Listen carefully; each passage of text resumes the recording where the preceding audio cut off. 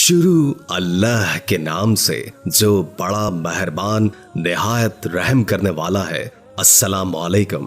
कुरान मजीद में हजरत मूसा अलैहिस्सलाम के जिक्र में दो फिरौनों का जिक्र है। एक वो जिसके जमाने में हजरत ईसा अलैहिस्सलाम पैदा हुए और उसके घर में परवरिश पाई, और दूसरा वो जिसके पास आप दावत और बनी इसराइल की रिहाई का मुतालबा लेकर पहुंचे और जो आखिरकार गर्क हुआ। मौजूदा जमाने के मुहक्किकीन का आम ख्याल ये है कि पहला फिरौन रामसेस दोम था, और जिस फिरौन का गर्क होने में जिक्र है वो रामसेस दोम का बेटा मुनफताह था। उसने बनी इसराइल को गुलाम बनाया और उन पर हर तरह के मजालिम करता।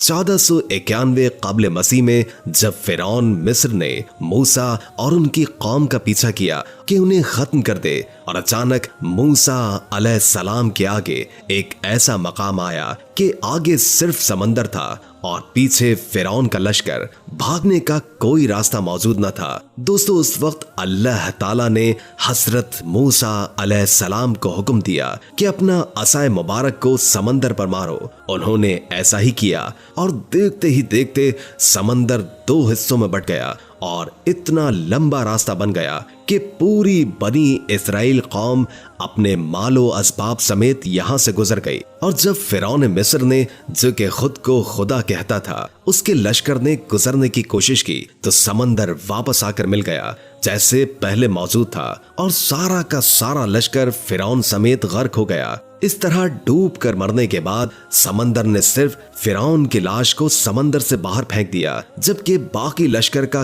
कोई नामो निशान न मिला। यूं आहिस्ता आहिस्ता वक्त गुजरता रहा। मिस्रियों में से किसी शख्स ने साहिल पर पड़ी उसकी लाश को पहचान कर उस वक्त के फिरौन के दरबार में बताया, तो फिरौन की लाश को महल पहुंचा दिया गया। दरबारियों ने मसाला लगाकर उसे पूरी शानो शौकत और एहतराम से ताबूत में रखकर महफूज कर लिया।